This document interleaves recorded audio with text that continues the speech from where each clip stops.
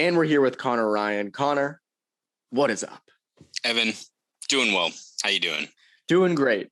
Doing great. People don't know this. This is being recorded on a Saturday morning. In my Bruins beat history, on our history doing podcasts together, we have never recorded on like a Saturday morning. But because game one is Monday, it would make zero sense to record Monday, then have it come out Tuesday. Yeah, it wouldn't be great. Yeah, so this will either come out Sunday or Monday, right before game one. But anyways, the playoffs are here. It's that time of year. It's fun. It's a little stressful for everyone involved, but it's fun. All the games and your Boston Bruins, fortunately, are playing the Hurricanes. And I say fortunately because we recorded a whole podcast and Poke the Bear on how kind of previewing the series, doing an early preview of the series. And our fear was that they would end up having to play the Maple Leafs and that podcast would be rendered useless. But fortunately, that's not the case. But it's Bruins-Hurricanes. Third time in 4 years that these teams will be facing off in the postseason, which, as I said on Poke the Bear, people don't realize that. Everyone looks at the Maple Leafs, and rightfully so. And also, can we pour one out for not having to play the Bruins not having to play the Maple Leafs in round one? Because as we saw on Twitter, just saying that we're happy the Bruins didn't play the Maple Leafs because the Maple Leafs fans are annoying. They're already going after us. Dude, they're afraid. You know how it is, right? So the Bruins just straight up afraid. It's funny that they're that concerned about that, considering they've got a pretty tough draw in round one. Like there's a lot of rationale behind. And again, the Bruins are going to play a tough opponent regardless of who they played in round one. But if you wanted to chart a path through this bracket, it's going through the Metro. Yes. The best case scenario is you are able to get past Carolina. Not going to be easy. You play New York or Pittsburgh in the second round. Again, if it's the Rangers, not going to be easy. Let's just start getting net. But still, if at the end of it, you get to the conference final, and that's when you face one of Florida or Tampa or Toronto, and they've gone through their own marathon of probably a whole bunch of 6-7 game series against legit opponents in the Atlantic, you'll take that. But no. Oh, it's the Bruins. The Bruins are afraid. Yes, from the Maple Leafs fans who follow all of us too. Like it's that just follow us.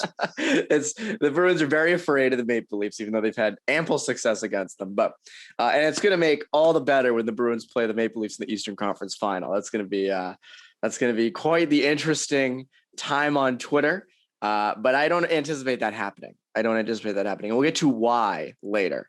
But first, I think a lot of people look at this series and go, oh no, from the Bruins perspective, because the Bruins quite literally got killed by the Hurricanes this year, lost every game, outscored 16-1. But this was all pre things changing. This was all very early on. Obviously, this was way before the deadline. Those 3 games came very early. Safe to say these regular season stats from this season don't really matter.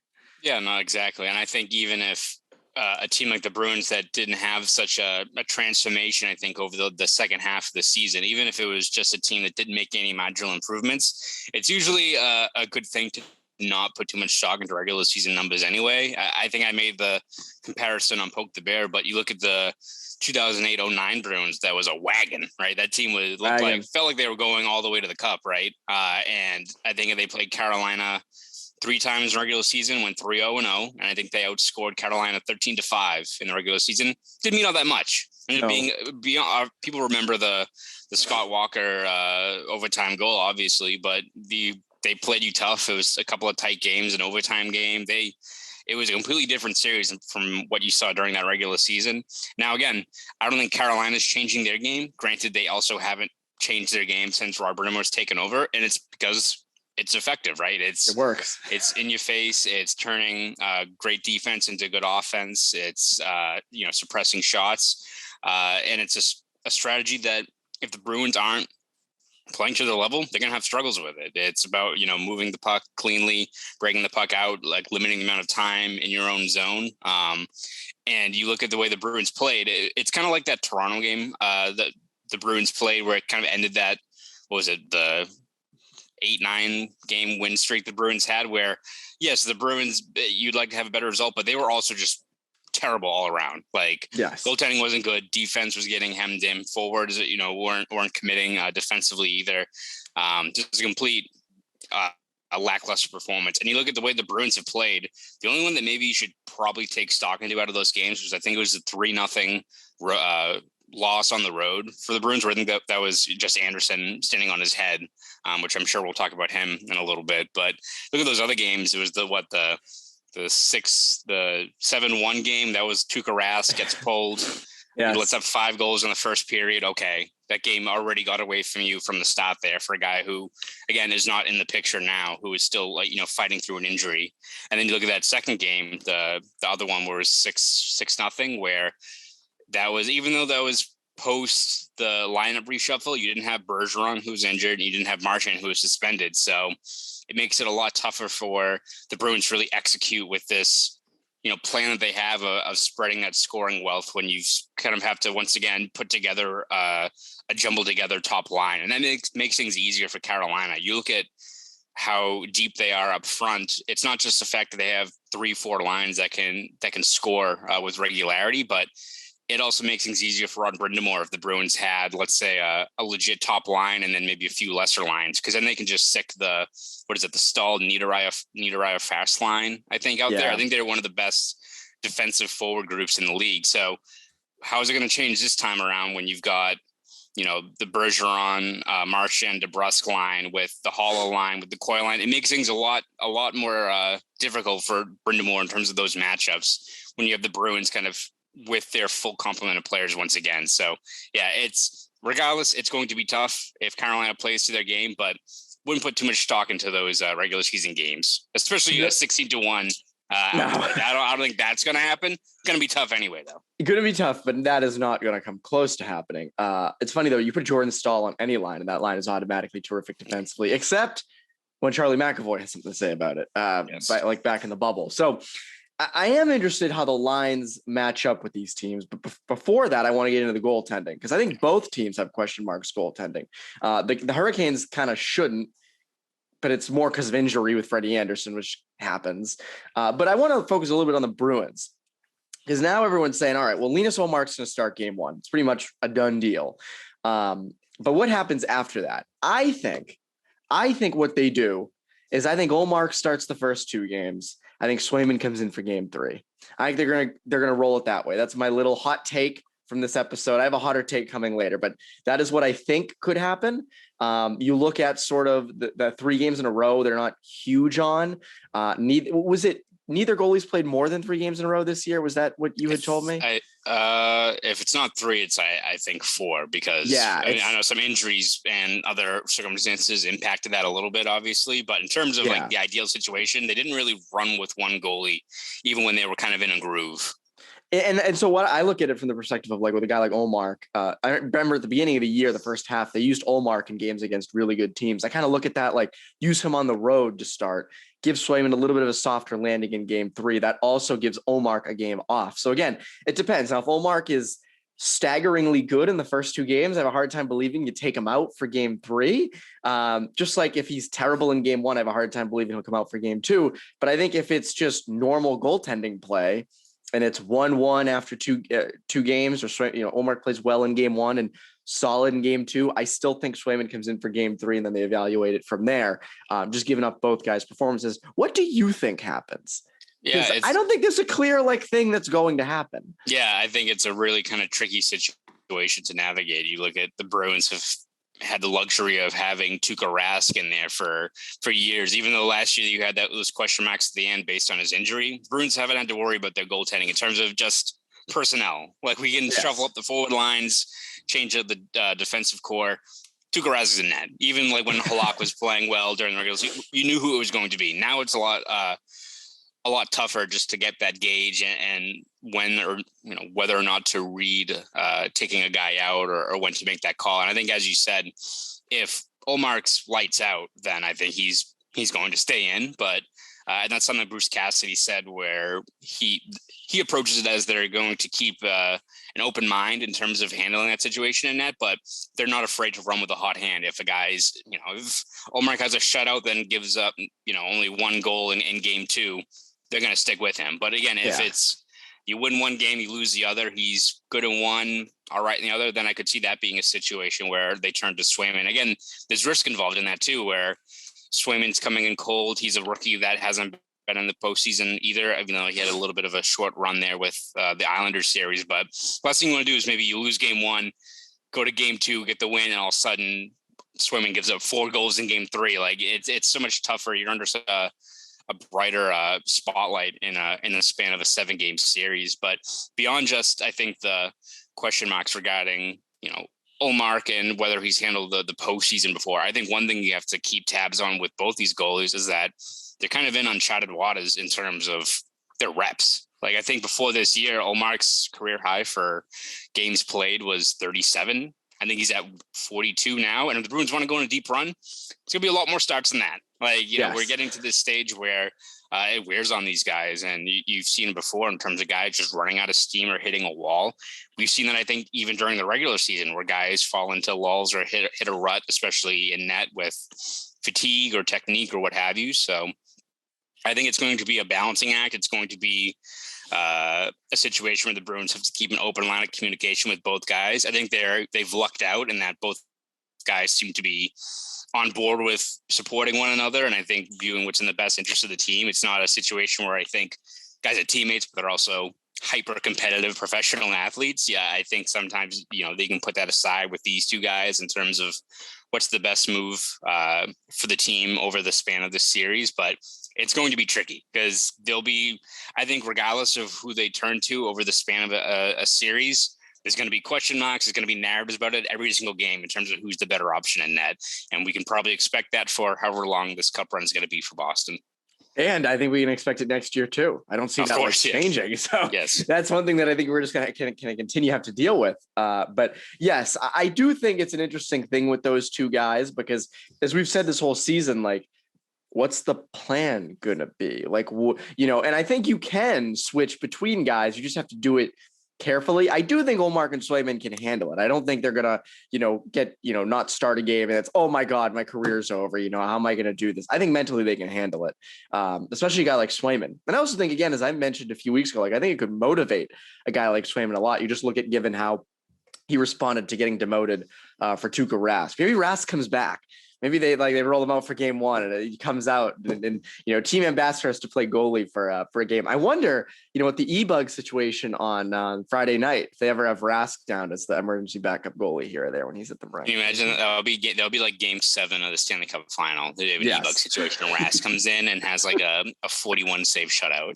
It'd be the best vote. It means the Bruins would win a cup, and also even in a year where Tuukka Rask wasn't fully part of the picture, he still gets the narrative taken care of. That'd be the best case scenario. Yeah. Yes, that would be best for all parties involved. Maybe that happens in Game 7 against the Leafs in the Eastern Conference Final, and then they keep Rask in net for the entire cup, and he wins it, and everybody's happy. So Bruins. Tough, weird goaltending situation, but seems manageable. I actually think I'd rather have the Bruins goaltending situation than what the Hurricanes have right now, which is Freddie Anderson that is probably unlikely for game 1. I would guess maybe game 2 as well, maybe because of that game 3, hard to tell. Up until then, you have Antti Ranta, and you also have this Russian kid who you tried to say his name on the other day. It's Peter Kochetkov. Kochetkov. I'm gonna go Kochetkov. Kochetkov sounds like Coachella, but Kochetkov. It's better than that Russian guy. Yeah, that Russian guy. But anyways, he has been 3-0-0 and lately has been really nasty. What do you think they do? And is there a chance that the Bruins kind of take an early lead in this series because they expose either rookie goaltending or backup goaltending? Yeah, I think that's going to be key for the Bruins in this series, is getting out to a good start, because whether it's Ranta, who, even though he's been all right this year, but also he was dealing with a little bit of an injury down the final stretch of the season. And Kochetkov, 3-0-0. He's had some pretty impressive grade A stops, but also I think his overall numbers, I think it's a 902 save percentage. So again, rookie goalie, it's really unfair to throw a guy like him into the fire like that. But that might be the situation that the Carolina Hurricanes are dealing with. And again, if we look at this series and it in the next 2 weeks, we look back on it, Anderson comes back in game 2 or game 3 and he posts a 980 save percentage, then they have the clear advantage. But you open up a lot of risk in terms of either expecting Anderson to be the same guy who was against the Bruins during the regular season, which I don't think it's going to happen. I think he's still a great goalie, and if it wasn't for Shesterkin, he's probably the Vezina winner. But I don't think he's putting up a 990 save percentage against the Bruins. That's video game numbers. But you run that risk, though, of one, even if let's say he's back by game 2 or 3, is he the same goalie? You know, it's the same thing with Tuukka Rask last year, where going into that decisive game, like, all right, he's banged up, but it's still Tuukka Rask, right? Like, he'll gut through it, and like he just clearly wasn't right. Like that's kind of how you saw it. So you run that risk, or the fact that maybe he's out longer than expected. We know Rod Brind'Amour likes to kind of, keep his cards close to his vest in terms of revealing who goes who. I imagine like when he finally comes back, we won't know until warmups. Like I know that's probably what's going to be the case, but yeah, if you're Carolina though, I think you're probably confident going into the series because you've handled the Bruins before. You know your structure, your game plan. You probably feel like you're due to get past them. But if all of a sudden you go into the series and you're down 2-0 because they, landed some punches against your goaltending depth, then all of a sudden you're scrambling, right? Like, is Freddie ready? Are we sending him out before he's ready? It's one of those situations where you can kind of get, you can start growing that doubt in a team if you're able to get out to a quick lead when. So don't know if Freddie's going to be 100% down that stretch there. So that's going to be, I think, a key thing as a quick start for the Bruins because even though Anderson's a legit goalie, you just really don't know what you're going to get from a guy dealing with a nagging injury until the puck drops and they're out there in a playoff setting again. Yeah, and maybe he goes out to maybe he starts game 3 and he comes out to the TD Garden ice. He's like, oh my God. And he's like, whoa, I have so many bad memories here. It's like all hits him at once. But yeah, I do think that hot start is going to be key with the backup goaltenders that they might roll out. Who knows? Maybe it's a Braden Holtby in 2012 situation where Kochetkov comes out and just lights it up and suddenly boom. So you never know. That's the fun of the playoffs. You never know. These rookie goalies can either be incredible or they can be really bad. It's hard to tell. I do think that they have a better goaltending situation than like Peter Mrazek and Curtis McElhinney. I will give them that. I think that I will give them the advantage there. Back to the Bruins, though, I think an interesting thing is their depth. And it's hard to sit here and say, well, what's the most important line for the Bruins up front? Because it's, every line does their own thing. But I think when you really look at it, to me, the most important line for this series is that third line, that Frederick Coyle Smith line. And I think they've cooled off in recent weeks. Haven't been as dominant, but I think that's a real mismatch line. I think Coyle has always been kind of a mismatch guy. And I just think like with the other lines, you sort of know what you're going to get. Now, if you don't get those things, that's a problem. But that's the one X factor line to me where it's like, if you can get something out of that line, if they can produce, if they can be somewhat dominant, if they can win their matchups, you might win this series just off of that. Who is your most important line? Yeah, I think you look at the depth of this team, there's many lines you're going to have to rely on, but I think one thing you have to keep tabs on is that hollow line in terms of just how important they are. And not only the fact that you just need them to score. And it's something that I think they've been I'm real groundbreaking analysis, but but even look at it, Taylor Hall has been pretty cognizant about the fact that even though they've generated a lot of good chances, a lot of goals together, their style of play, you have to adjust it a little bit to the postseason. He was, very candid about it, looking at last year, that second line with him, Krejci and Smith was fantastic. They kind of slowed down once they got to the playoffs, especially against a team like the Islanders that like to slow things down. So I think you're probably encouraged by the fact that they've adopted a little bit more of a cycle game, a little more of a normal kind of offensive zone generation as opposed to everything just off the rush. Which is encouraging to see, but kind of goes back to what I said earlier on the podcast about the matchups. If that second line is sputtering, it makes things so much easier for Brind'Amour in terms of just keeping that stall line on Bergeron and locking them down, because then you'd much rather take your chances with a second line that's out of sorts and a Coyle line than situation where if Hall and that line is generating chances, okay, are we then putting the stall line on them?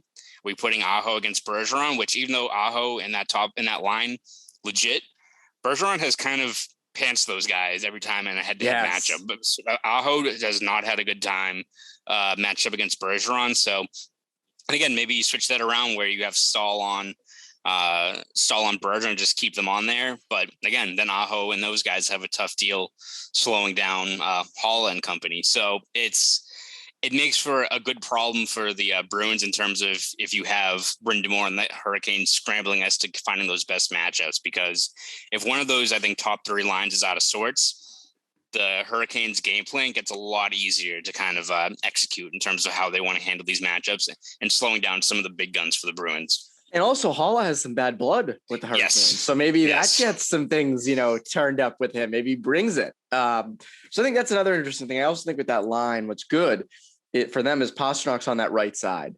I think that adds such an element to the second line that might have even been missing last year. And again, this is a debate we can have many. We had it between which second line was better this year or last year. I do think though putting Pasternak on that right side has changed everything for that line. And you see it with him even returning from injury in the past couple of games. So I also think the fourth line is an interesting case. Like the Hurricanes don't really have a dominant line that you need to shut down, but I am curious how Bruce uses that fourth line. Does he have them shut down, the Aho line? Probably not, because Bergeron's had no issue doing that in the past and also scoring a lot of goals in the process.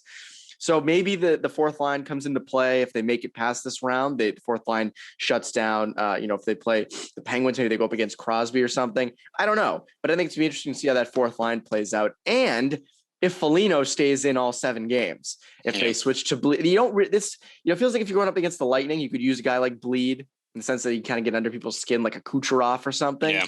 But in this series, I don't know if that's as necessary. But Bleed's game, as outside of just being a pest, might be. Who knows? Yeah. Maybe if they go down 2-0 or something, they make that switch out of Foligno. It's hard to imagine, though, given Foligno's standing in the locker room and his veteran experience. On D, feels like it's going to be Lindholm, McAvoy, Grzelcyk, Carlo, Forbort, Clifton. I think the defense hinges on 2 things, and they're both on the right side. You need Brandon Carlo to be 2019 Brandon Carlo. You need him to snap out of this. And you need Connor Clifton to just be consistent. Because again, like there are options. If Clifton doesn't play well in game 1 or 2, he's coming out. Mike Riley's going in, or maybe they bring Josh Brown in. Do you see that too, that those are going to hinge on those things? Yeah, I think we talked about it and poked the bear that a guy like Lindholm is going to be key for the Bruins in terms of breaking the puck out cleanly, being effective in transition, because that's the easiest way to get the puck moving and avoid playing to Carolina's strengths, which is a lot of fumbling with the puck in your own zone and Carolina pouncing on those and generating those chances. So I don't think you have to worry about that with Lindholm. I think he's going to help you a great deal, but it's further down the depth chart if they can also follow along with that. I think obviously Grzelcyk's been a great transition player, but Carlo has to do the same thing. I think when you've seen some of these blow-ups or, D-zone implosions with Carlo this year, it's usually when he's got the puck on his stick and it's that bang, bang play. And you waste a second, all of a sudden you've got Jesper Foss there or Niederreiter, and they're forcing a turnover and a guy's in the slot ready to bury a one-timer, and all of a sudden you're trailing real quick, right? So I think that's going to be key, as you said, as a guy like Carlo has to just be, again, not reinventing the wheel, but just make the simple, smart play.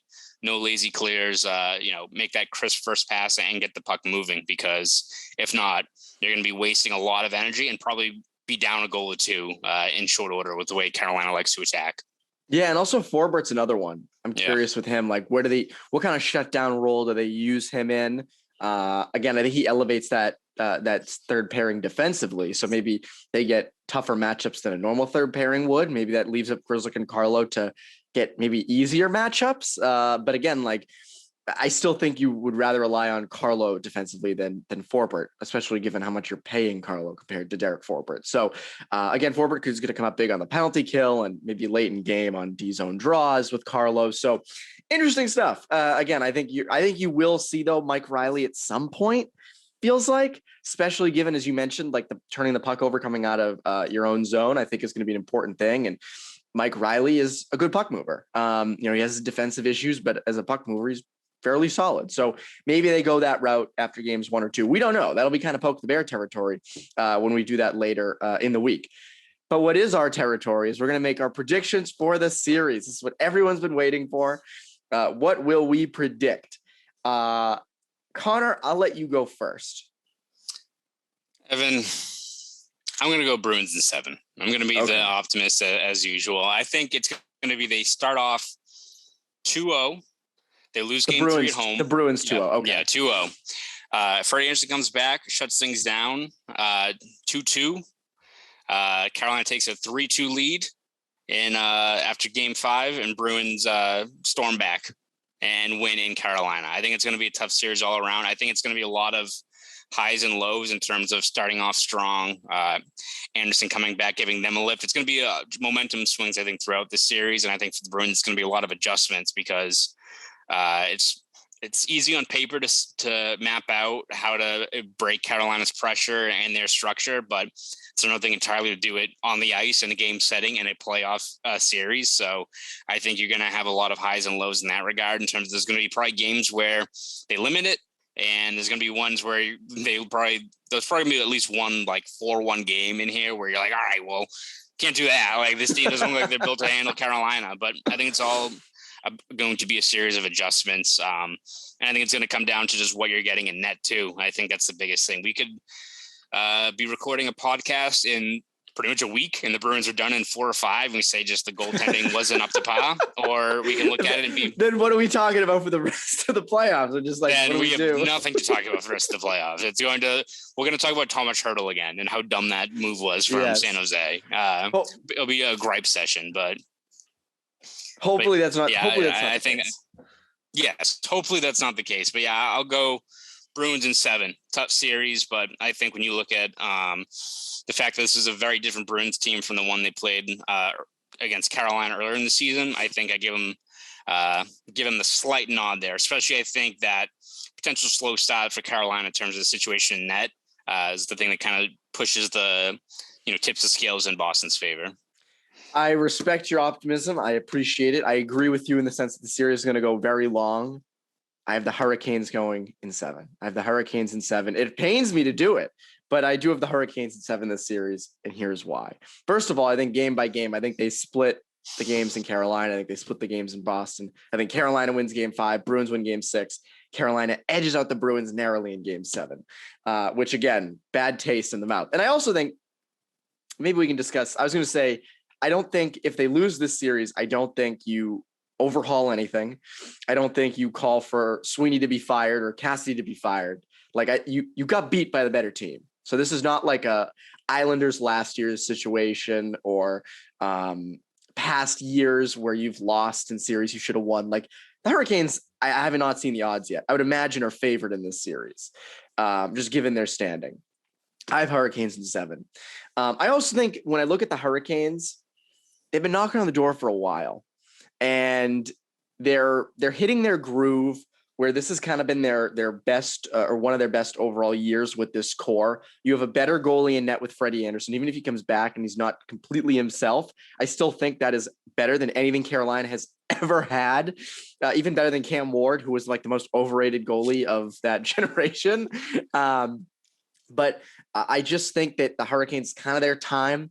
They're going to break through at some point, and I think this is the year they do it, given how good they were this year. They're deep up front. Again, there's going to be a hard-fought series. I don't think there's going to be any 4 or 5 games. I don't even think it's going to be 6. I think it's going to be deep, but it's going to go 7.